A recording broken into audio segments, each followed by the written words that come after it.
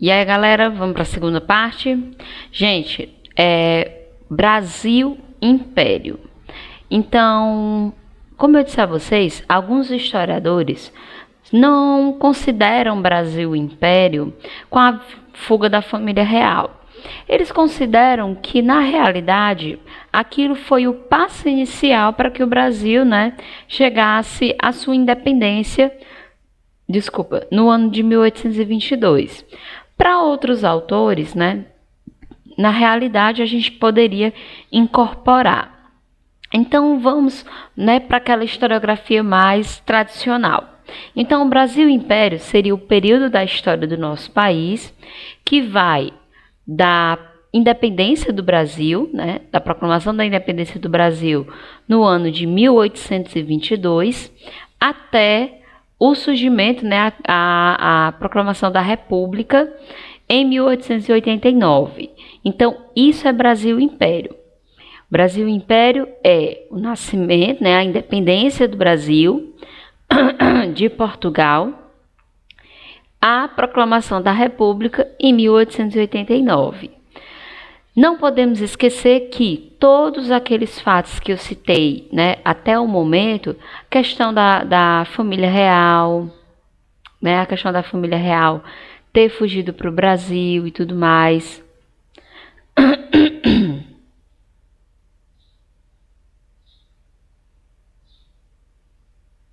Dá uma ajeitadinha aqui na câmera que ela tá fazendo raiva.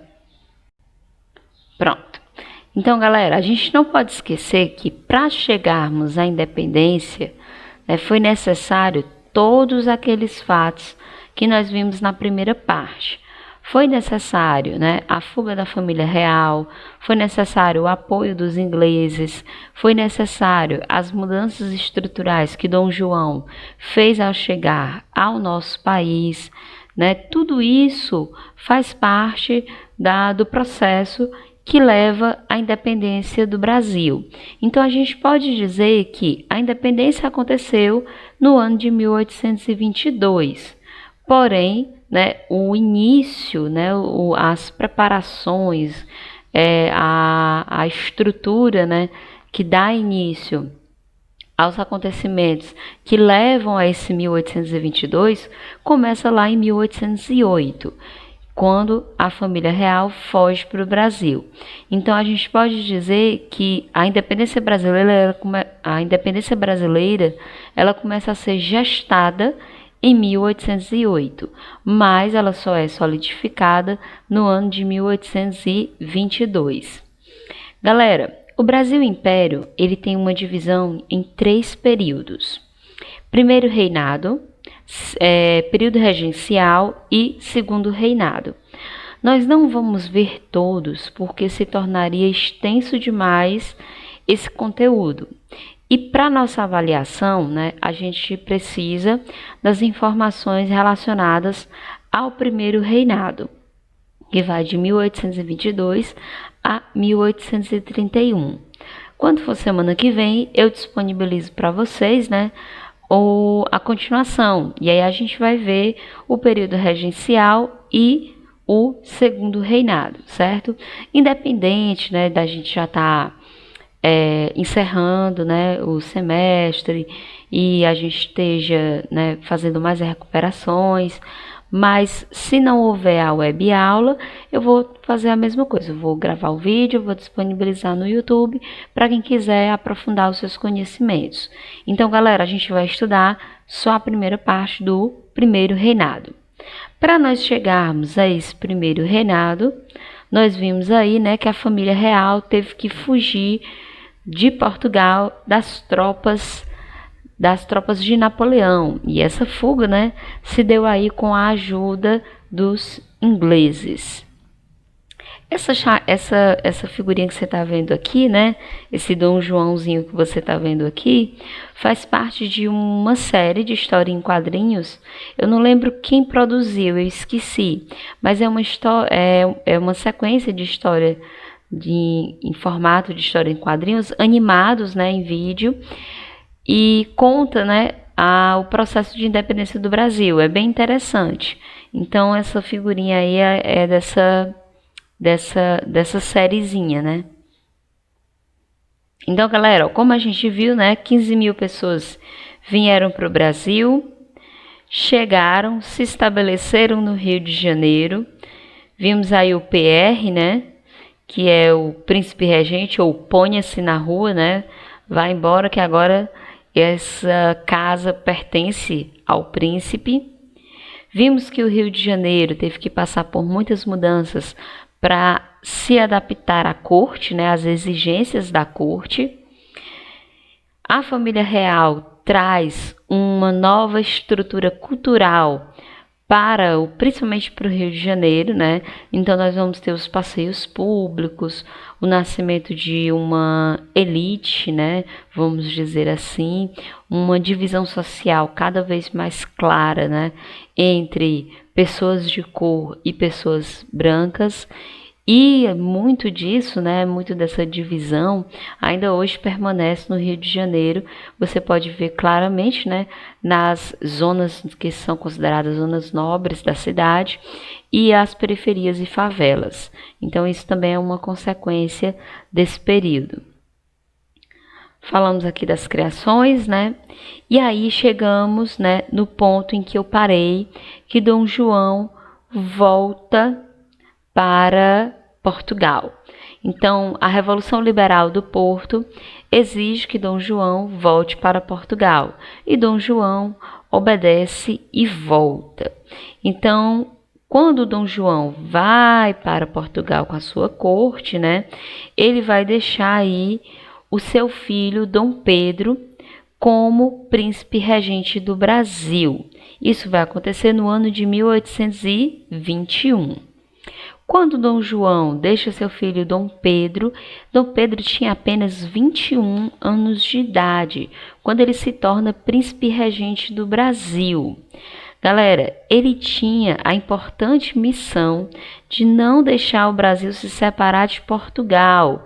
Então, quando Dom João deixa Dom Pedro, ele deixa ele com a responsabilidade de manter o Brasil ainda um território pertencente a Portugal. E Dom Pedro faz totalmente o contrário daquilo que o pai dele esperava. Dom Pedro, na realidade, coloca a independência em foco, né? Ele faz declarar a independência. Então, quando Dom João saiu, ele disse: Dom Pedro, tu vai ficastes aí, né, como príncipe regente. Cuida dos interesses, né, das elites daí, mas mantém os ânimos para que não haja uma separação. Nós não podemos perder essa colônia, que ela é muito importante para nós, que já não é mais colônia, né, é Reino Unido. E Dom Pedro diz: beleza, mas infelizmente, né, Dom Pedro não consegue cumprir com a palavra dele, ou felizmente, né?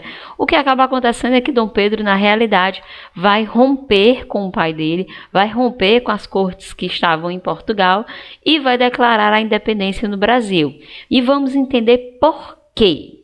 Galera, quando Dom Pedro fica no Brasil, ele tem que lidar com a pressão da burguesia brasileira, dos grandes homens ricos, dos homens poderosos, do Partido Brasileiro.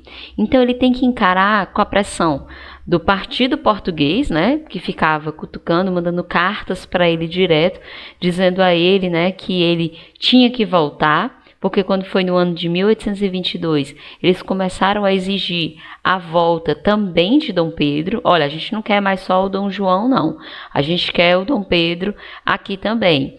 E ele, do outro lado, tinha que lidar com as exigências da burguesia brasileira, que dizia: Dom Pedro, fica aqui no Brasil. Se você ficar aqui, nós podemos te dar apoio político, apoio econômico, para você ser não apenas um príncipe regente, mas para você ser um imperador. Então ele vai ficar nessa disputa de interesses. E aí, né, obviamente, aquilo que o Partido Português oferece a Dom Pedro I torna bem interessante a proposta, mas até então, né, ele não havia tomado a decisão concreta. Então, galera, vendo que a independência, né, estava próxima, Dom João pede para que o filho volte para Portugal, mas o Dom Pedro não vai, né? A galera do Partido Brasileiro, né, deu ali aquela cochichada no ouvido dele e disse: fica, Dom Pedro, não vai embora não, né? Lá tu serás só um príncipe, aqui tu serás um imperador, né? E eles faziam isso não apenas pensando no Dom Pedro, eles faziam isso pensando nos interesses deles. Eles sabiam que se Dom Pedro fosse, as conquistas que eles obtiveram com a fuga da família real, com o estabelecimento da família real, poderiam ser perdidas. Então, para que isso não acontecesse, eles precisavam que Dom Pedro ficasse no Brasil e que Dom Pedro rompesse com Portugal. Então, eles pedem, né, mostram apoio e Dom Pedro decide ficar. Então, no dia 9 de janeiro do ano de 1822, Dom Pedro vai contra as cortes portuguesas e contra o seu pai e declara o chamado, né, o famoso conhecido Dia do Fico. Então, em janeiro de 1822, Dom Pedro diz: eu vou ficar, não volto para Portugal. E aí ele começa uma campanha, né, ele começa a fazer viagens em algumas regiões do Brasil para solidificar o apoio para a declaração da independência.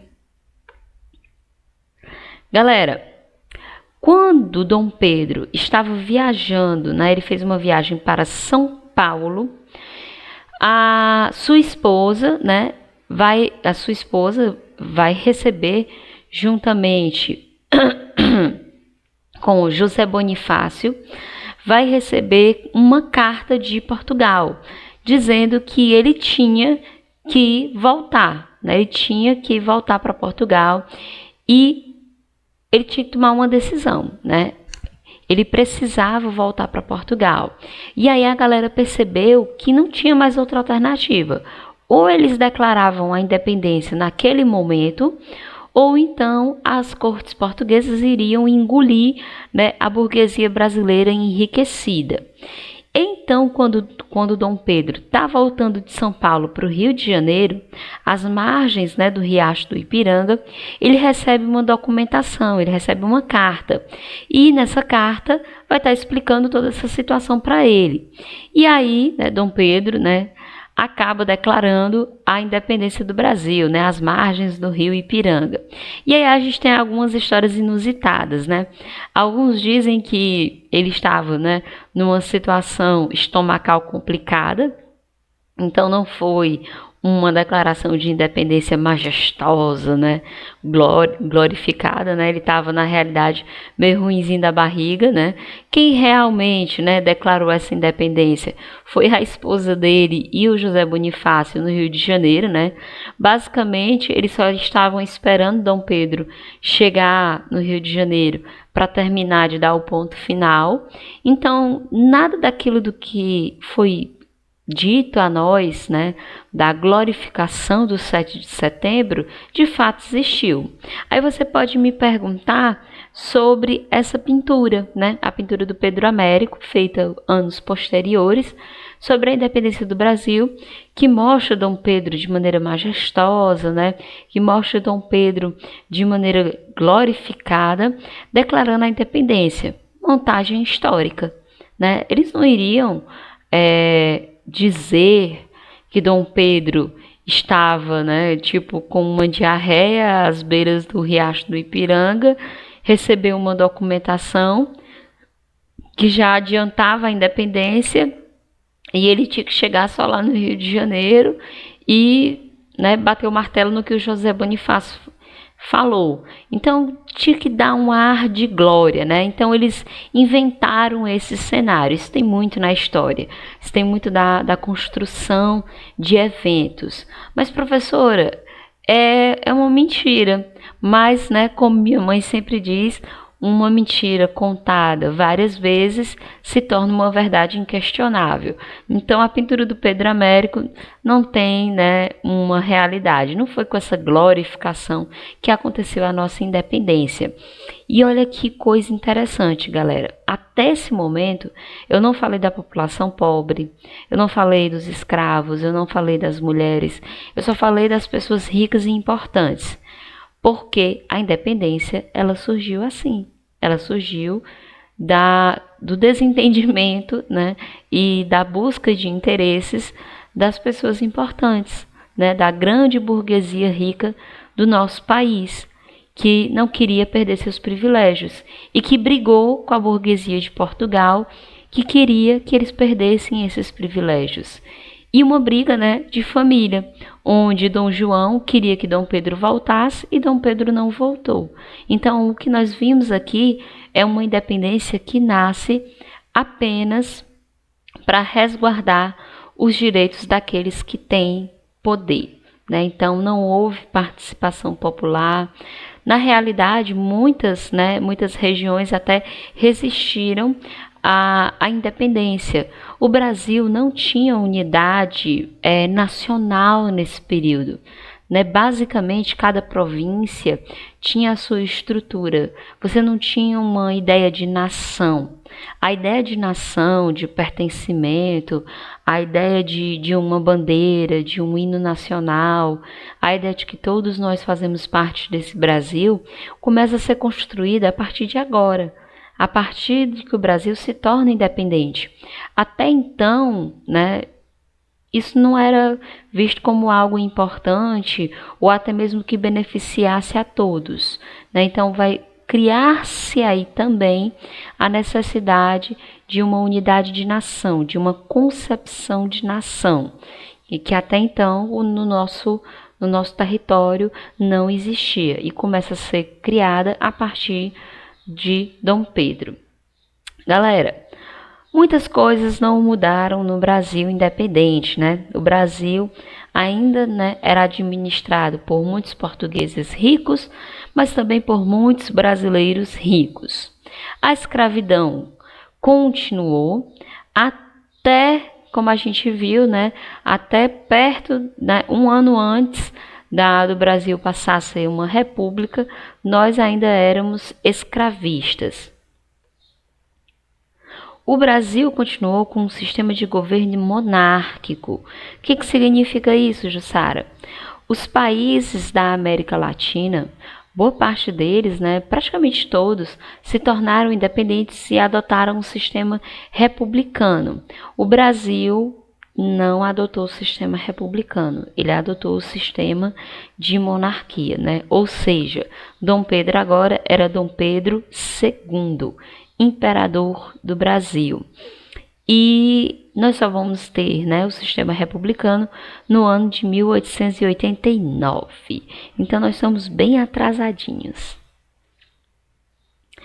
Quando o Brasil se torna um império, né? Então o Brasil se torna um império de fato consolidado depois aí da aclamação, né, de Dom Pedro I, quando ele dá a independência no dia 7 de setembro de 1822. Dom Pedro é aclamado imperador no dia 12 de outubro do mesmo ano e aí recebe o título de Dom Pedro I. E a partir desse momento nós temos o primeiro reinado, que vai ser o reinado do Dom Pedro I, que vai de 1831 a 1840. E o Brasil independente passa a ser governado pelo Dom Pedro com uma monarquia. Mas nós ainda vamos levar 2 anos para ter a nossa independência reconhecida por Portugal, né? E por outros países da Europa. Porque ninguém queria reconhecer a nossa independência, certo, galera? Para a independência brasileira ser reconhecida, foi preciso que o Brasil pagasse a Portugal 2 milhões de libras esterlinas para que Portugal aceitasse, né? Então, a gente teve que pagar para que Portugal dissesse: ah, beleza, vocês estão independentes. Lógico que os cofres brasileiros não possuíam essa quantia, então nós obtivemos um empréstimo aí, né, com os ingleses. Então a nossa dívida externa começa com os ingleses para a gente poder ter, né, a nossa independência aceita por Portugal. Galera, com o Brasil agora independente, né, mesmo não sendo uma república e sim uma monarquia, ele precisava de uma constituição. Então, no ano de 1823, começa aí, né, a formação de uma Assembleia Constituinte. Sempre que a gente falar de Assembleia Constituinte, a gente está falando de uma grande reunião para se criar uma Constituição. E aí nós vamos ter alguns problemas nessa Constituinte. Por que, Jussara, que a gente vai ter problemas? Porque muitos interesses vão entrar em choque. Alguns queriam que Dom Pedro tivesse muito poder, outros queriam que Dom Pedro tivesse um poder limitado e outros queriam que a gente tivesse uma república, né? Então a Constituição, ela acabou, né, a construção dela acabou se tornando um pouco tanto problemática. O que é uma Constituição para quem ainda não sabe? A Constituição é a lei maior que rege todos os deveres e direitos dos cidadãos brasileiros. No projeto da Constituição, os deputados queriam reduzir, como eu disse a vocês, né, o poder do imperador, que não deixou ele feliz, né? Dom Pedro pensou, o que vocês estão pensando, né? Eu sou o imperador desse país, então eu quero ter poderes amplos, eu não quero limitações. Então, o que acontece? Dom Pedro diz, estão querendo me limitar? Pois eu já sei o que eu vou fazer com vocês. Ele vai fechar a Assembleia Constituinte, vai mandar todo mundo para casa e vai votar uma Constituição que está diante do que ele queria como certo. Ou seja, uma Constituição que dava amplos poderes para ele. Então, galera, a primeira Constituição brasileira, né, ela foi outorgada em 25 de março de 1824 e ela era uma Constituição autoritária, onde Dom Pedro calou todo mundo e disse: quem manda sou eu.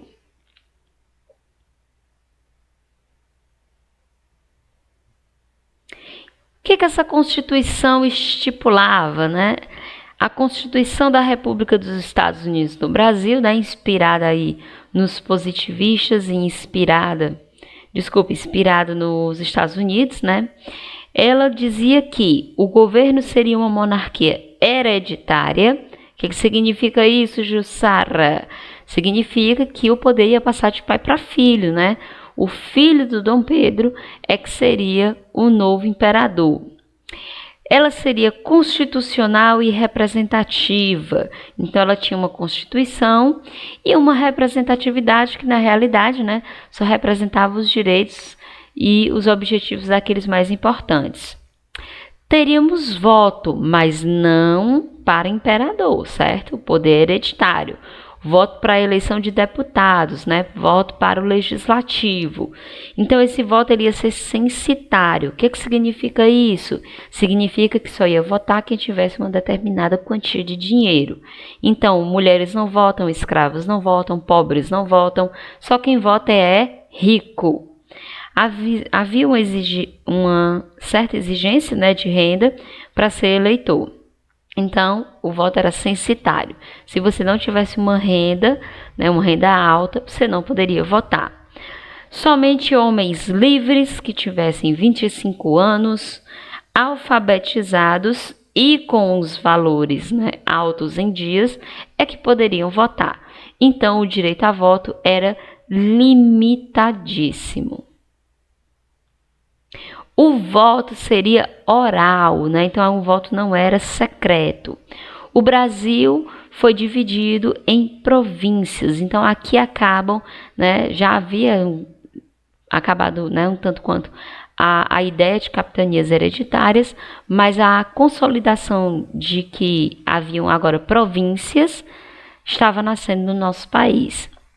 Essas províncias, né, que seriam os estados, né, mais ou menos assim dizendo, né, elas seriam governadas, né, por pessoas nomeadas pelo próprio Dom Pedro I, né? Então ele vai nomear os presidentes das províncias. Então não era com autonomia, não havia eleição. Como eu disse a vocês, era uma constituição, né? Ele criou um poder centralizador e colocou como religião oficial do Brasil a religião católica e todo tipo de legislação, né, que pudesse barrar manifestações religiosas, principalmente afrodescendentes, seriam barradas.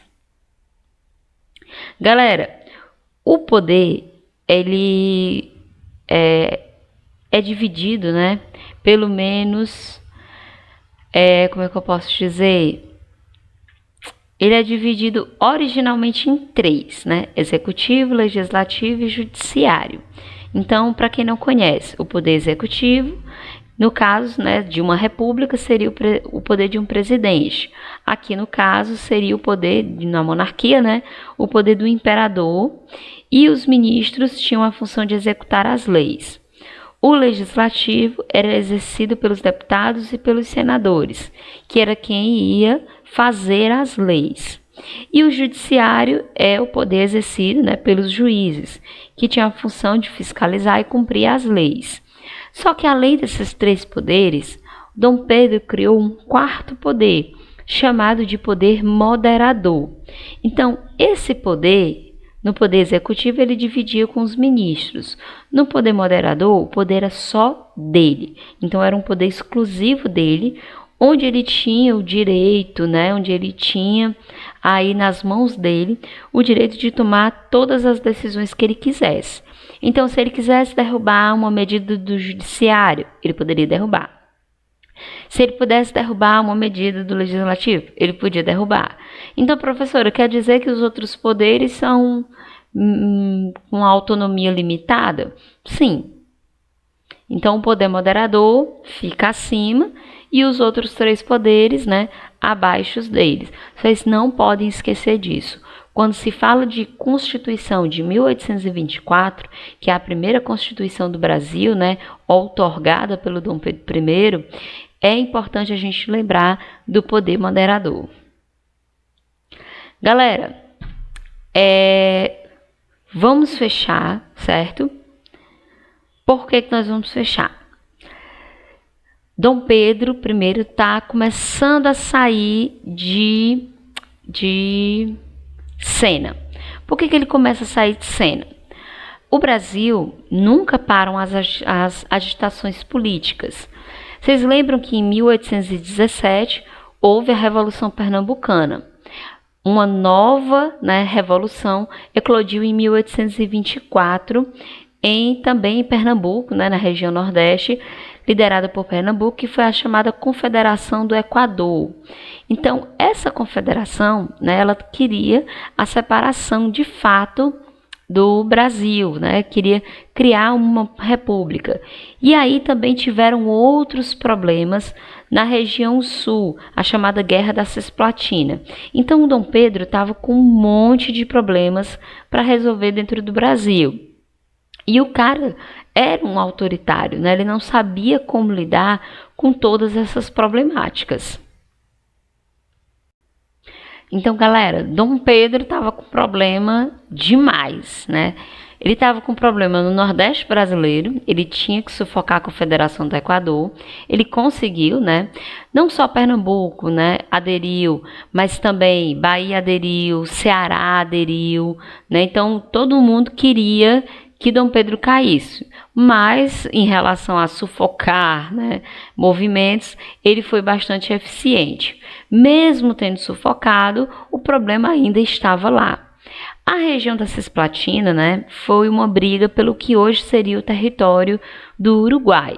Diante de tanta turbulência, o que o Dom Pedro I faz? Vai embora do Brasil. Gente, em 7 de abril de 1831, depois de uma grande manifestação popular no Rio de Janeiro, não só as regiões periféricas, mas até mesmo a região central estava insatisfeito com Dom Pedro. Ele tinha uma gestão autoritária, ele não resolvia os problemas sociais e a galera do poder, né, que dividia o poder com ele, também não estava satisfeito, né, porque ele não dava nenhum tipo de abertura política, né, para os grandes homens do Brasil, né, os grandes líderes, né, os grandes líderes políticos e econômicos. Então ele não estava agradando ninguém.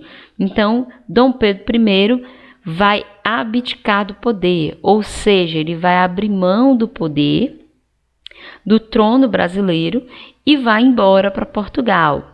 Só que o mais bizarro não é isso, o mais bizarro é que ele vai embora para Portugal e, como ele abdicou do poder, o poder vai para a mão do filho dele, Pedro de Alcântara.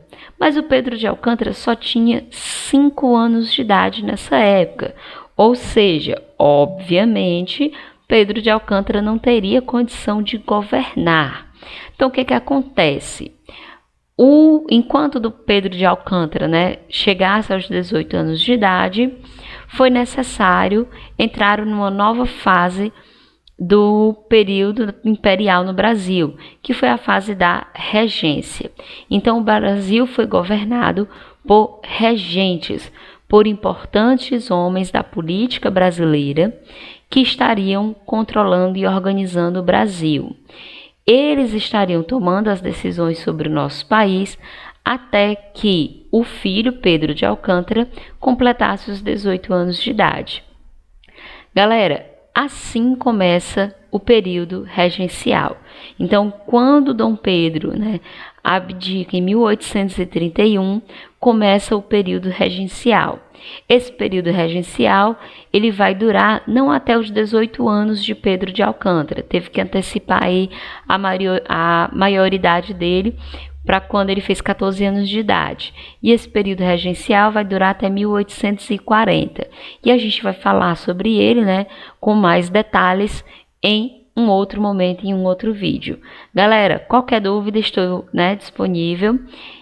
Desculpa os vídeos terem ficado muito longos, né, mas era um conteúdo que a gente precisa revisar. Bons estudos e até a próxima!